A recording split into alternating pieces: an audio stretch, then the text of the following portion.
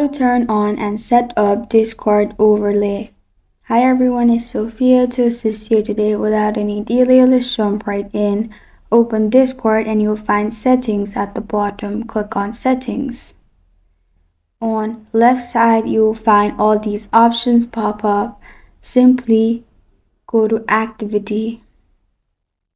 After you find activity settings, you'll find all these options. Simply go to game overlay and turn on enable in game overlay. After you've done that, you can select avatar sizes, overlay notifications, and display users as well.